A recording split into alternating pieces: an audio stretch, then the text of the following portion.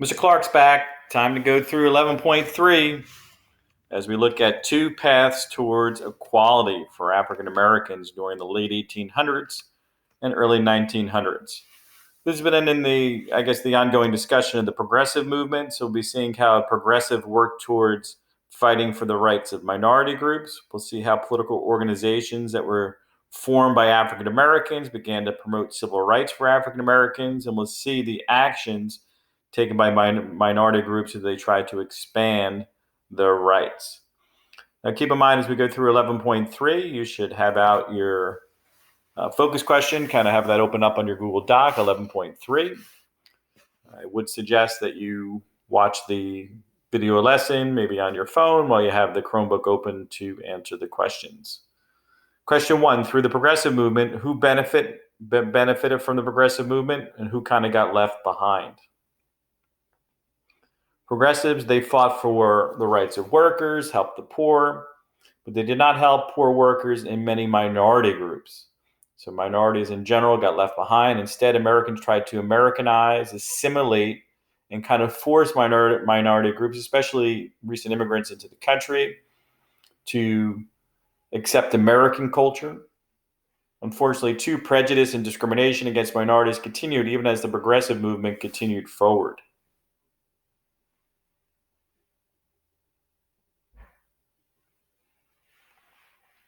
Progressives wanted to assimilate immigrant groups. They disapproved of the amount of alcohol that many Eastern Europeans drank, which fed into the temperance movement. They also wanted to eliminate the foods, customs, language, religions in some cases of the many of the immigrant groups who came into the country. They wanted to replace the immigrants' native home and their native religion with a Protestant form of Christianity. Unfortunately for African Americans, right after the Civil War, and we had looked at this a little bit when we had studied the period of time of Reconstruction. Shortly after the Civil War came to a conclusion in 1866, the KKK was established to kind of keep African Americans living in fear and keeping them as second-class citizens within society. They also passed the Jim Crow laws. These were segregation laws passed in the Civil War in the South after the Civil War. This included separate schools, separate public transportation, separate restrooms, separate areas in restaurants, separate hospital facilities, and even separate swimming areas. You can see three different photographs here. You have separate water fountains for African Americans. You have separate areas for African Americans and whites to go swimming. In the center photograph, you can see things are supposed to be separate but equal, but you can see the whites only water fountain was a refrigerated, more modern form of a water fountain, and African Americans had an older style one. Far right side there, you can see the Rex Theater for African American people. Now, you would think African Americans are not going to be very happy about these separate laws, and of course they were not. So African Americans began to challenge the ideas of the Jim Crow laws. And one of the most famous cases that really kind of defined the era was the Plessy versus Ferguson case. In the Plessy versus Ferguson case, Homer Plessy was an African American, 1/8 African American, 7/8 white. But in the case of laws, if you had any African American blood or background, you would be considered 100% African American. So Homer Plessy violated a Louisiana law that said that African Americans had to sit in a separate area on a railroad car. He was arrested. He challenged the law.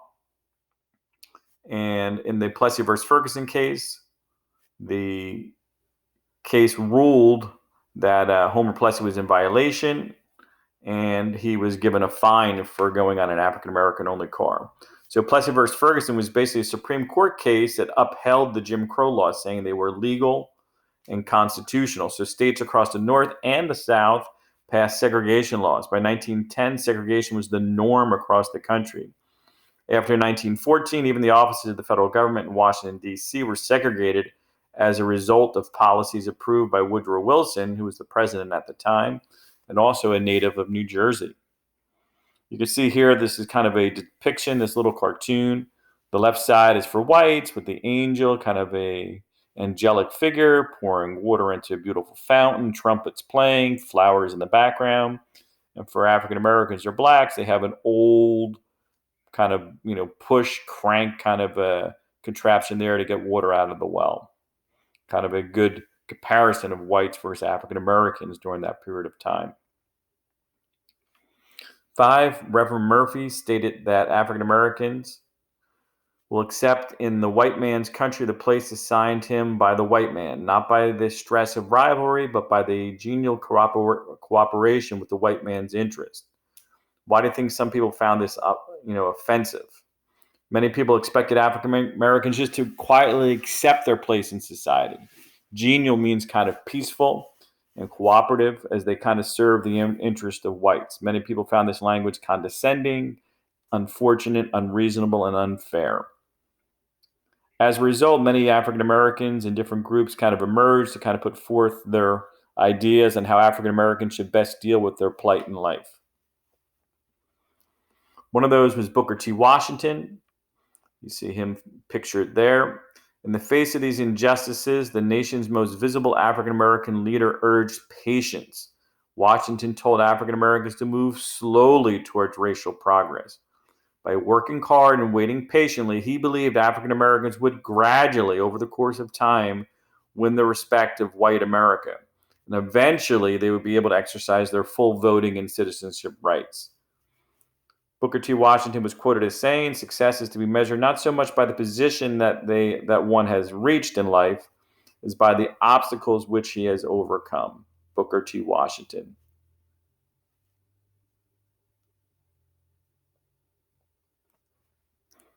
Another philosophy came from W.E.B. Du Bois. He was raised in New England, educated at Harvard University. He urged African Americans to demand equal rights under the Constitution. He said they were already there, they just needed to be enforced. So unfortunately, he felt that African Americans were supposed to have these rights, they just weren't being enforced from the Constitution. He argued African Americans had been patient for far too long. Either America will destroy ignorance or ignorance will destroy America. There was obviously tension between the different approaches of Washington and Du Bois. What approach was more convincing and why? The approach of W.E.B. Du Bois was more convincing. It made more sense. They had been patient. They should have these rights. It was really kind of ridiculous that they didn't have them. At the time, violent attacks on African Americans by white people was still common, and the government was not willing to step in to kind of protect African Americans. So in some ways, Booker T. Washington's approach was a little more realistic, I guess, at the time, for the fear of the safety of African Americans. What was the Niagara Movement? This is a group that denounced the idea of gradual progress. Washington, they said, was too willing to compromise and give up African Americans' basic rights. So it was a condemnation of the patient Washington approach. Du Bois had a significant impact on the ways African Americans and concerned white people thought about equality. Still, despite his bold ideas, the Niagara Movement never grew to more than just a few hundred strong. To make a difference, African Americans need a more powerful voice. You can see a small photograph there of those who had joined the Niagara Movement. You can see Niagara Falls in the background. W.E.B. Du Bois is in the center, and other founding members of the Niagara Movement who attended the convention in 1905 are pictured here. 10. What did the actions of the lynch mob in Springfield, Illinois in 1908 show about the feelings of some people towards African Americans? Well, obviously, if you're lynching African Americans, you have a lot of built up hatred and anger, racism towards African Americans. Unfortunately, some whites felt it was still necessary to punish African Americans they had deemed who had misbehaved. African Americans were only allowed to be educated in trade schools instead of in literature, history, philosophy, and many other subjects. One of the most important African American organizations emerged during this period of time in the early 1900s. The NAACP, or National Association for the Advancement of Colored People, is an organization that is still, over 100 years later, still very strong here in America. The NAACP believed African Americans should be physically free from peonage, which is forced low labor paying jobs, mentally free from ignorance, politically free from disenfranchisement, and socially free from insult. And as I mentioned before, it's still around today. 12. How did the NAACP advocate for the civil rights of African Americans? Some of its members, like Ida B. Wells, told about the horrors of lynchings, or writing about the events in newspapers, magazines, even in books. Other members worked through the legal system to challenge unfair and unjust laws, lawsuits, petitions, asking Congress to pass laws, congressional bills, etc. All those were needed for permanent change. 13. Describe the peonage mentioned in NAACP's goals. Because African Americans were not able to receive equal education, their jobs did not pay well, and as a result, they were forced into poverty or peonage. Peonage means you get a job that's a very low-paying job, which gives you very little opportunity to move up within society and move yourself up out of lower class into a more acceptable middle-class lifestyle. Sharecroppers would be a good example of African Americans who were freed after the Civil War, but yet were barely getting by working on a small amount of land.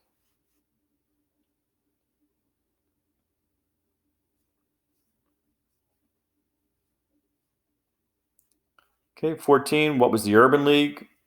The Urban League was formed to help urban African Americans living in cities, with the focus on those who were poorer workers. It helped families buy clothes and books, send children to school.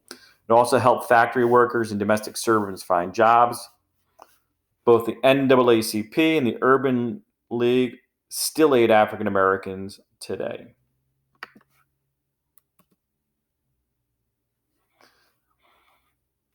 15. What was the Anti-Defamation League and why was it established in 1913? This is an organization in particular that helped out Jewish Americans. It was established in response to growing anti-Semitism in the United States during the 1900s. Its goal and still is to defend Jews and other against physical and verbal attacks, false statements, anti-Semitic behavior, to secure justice and fair treatment for all citizens.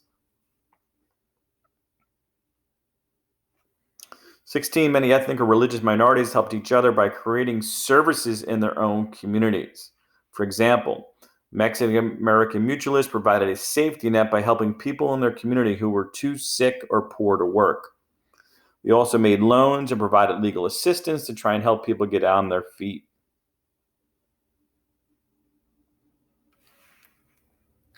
17. The text states of the Dawes Act of 1887 and the American Indian Citizenship Act of 1924 were designed to help Americanize the Native Americans.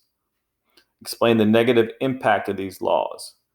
Both laws were meant to encourage Americanization of Native Americans, which would weaken their cultural ties and their heritage. The Dawes Act divided Indian reservations into individual plots, although not the intention of the act. Many tribal lands were lost as a result of it. The Citizenship Act had the positive effect of giving Native Americans full voting rights equal to those of other Americans, although reformers hoped it would also speed up Americanization. 18. Compare the struggles of Native Americans and Asian Americans. Both groups were prevented from becoming citizens or voting for many years. Owning and keeping land was difficult for both groups. The Dawes Act resulted in nearly 2/3 of land owned by Native Americans in 1887 being owned by whites by 1932. Asian Americans were not allowed to own land if they were not born in the United States, so many put their land in their children's names. And finally, the lesson reflection lists the most surprising or disturbing civil rights issues of the late 1800s and early 1900s. Despite the end of the Civil War and constitutional protections, African Americans still face segregation, not just in the late 1800s and early 1900s, but right into the 1960s. Women, they got paid less and were exploited more often than men. Many immigrants and religious groups faced prejudice. The Supreme Court ruling with the Plessy v. Ferguson case in 1896 legalized segregation. President Wilson ordered segregation at the White House, and there was many incidents of lynchings of African Americans throughout the 18 and 1900s. Well, that's it for now, and Mr. Clarke is out.